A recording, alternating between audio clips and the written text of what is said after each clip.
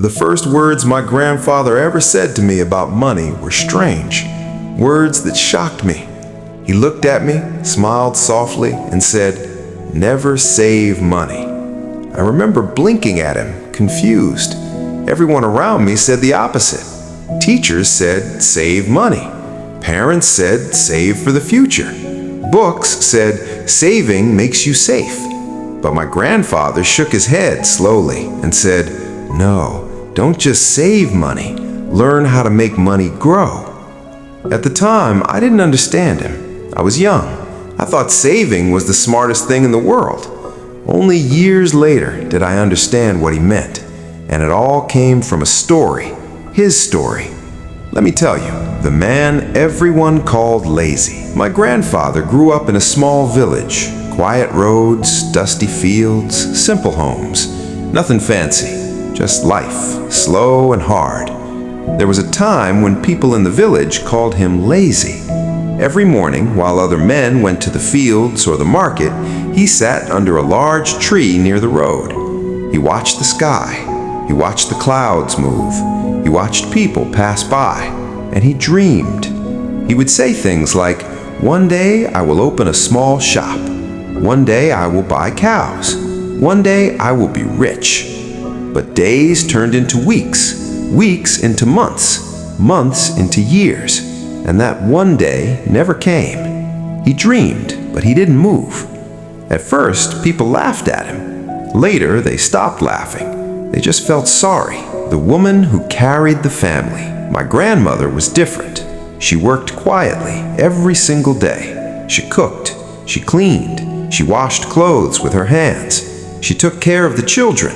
She never complained loudly. But one evening, as the sun was going down and the house felt heavier than usual, she spoke. Her voice was gentle, not angry. She said, "Dreams are beautiful, but dreams don't fill empty stomachs. We need food, we need money, we need work." My grandfather nodded, and like always, he replied, "Someday I'll find a way." But someday didn't listen. The night everything changed. Life became harder. Food became less. Money almost disappeared. One night, something happened that my grandfather never forgot. His little grandson, barefoot, thin and tired, came close to him. The boy whispered, "Grandpa, do we have bread?" The grandmother opened the cupboard. It was empty. No bread, no rice, nothing. My grandfather felt something break inside him. For the first time, his dreams felt heavy, not beautiful. That night, he didn't sleep. He turned from side to side, listening to the sound of hunger in the house. And somewhere between fear and shame, he understood something simple and painful. Dreams alone don't feed a family. The first real work. The next morning, he did something he had never done before. He went out looking for work. Not tomorrow, not someday, that day. He became a field worker. The sun was cruel. The land was dry. He worked long hours, lifted heavy tools. His back ached. His feet burned. His hands, once soft, became rough and cracked. Every evening he came home exhausted. Dinner was small. Beans, sometimes one tortilla, sometimes less. But when his grandson asked, "Grandpa, what did you earn today?" he showed a few coins and said, "It's little, but it's honest." Still, money came and went. Food finished, medicine finished, bills finished. Problems stayed. The roof leaked. Hunger returned. Saving money felt impossible. The jar of hope. One day at the village store, my grandfather overheard some men talking. One of them said, "The secret is saving money. If you save, you're safe." Those words stayed in his mind. That night, he found an old glass jar. He hid it under the bed. Every week, he dropped a few coins inside. Clink, clink. That sound gave him hope. When his grandson found the jar and asked what it was, he smiled and said, "This is our tomorrow." Saving was painful. He wore broken shoes, bought no new clothes, ate less. Sometimes plates were almost empty. The grandmother asked, "What's the point of money if we stay hungry?" He replied, "One day you'll see, when saving was not enough." Months passed. The jar filled up. My grandfather felt proud. He felt prepared.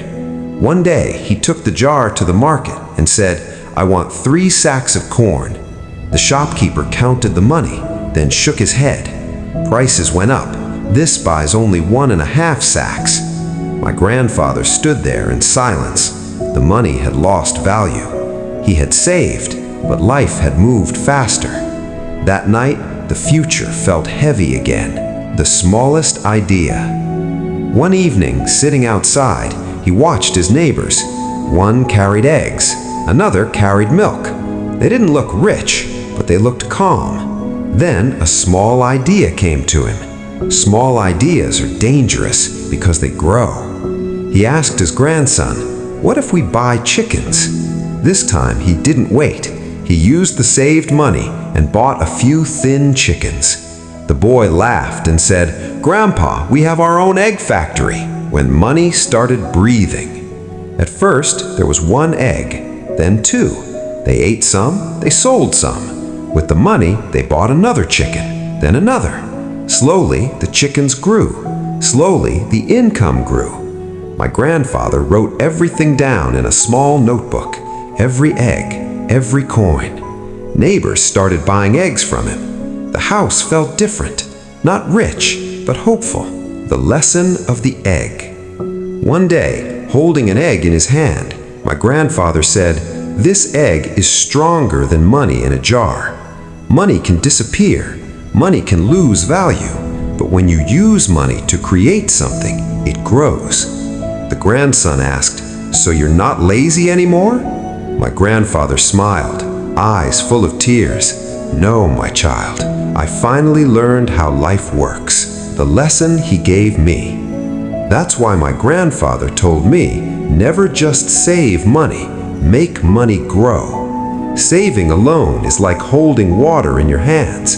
It slowly slips away. But when you build something, even something small, it changes your future. And now I share this lesson with you. Start small, think long term, let your money work. Because even 1 egg can change a life. If this story made you think, if it touched you even a little, please like the video and subscribe. Your support helps us tell more real stories that matter. Thank you for listening.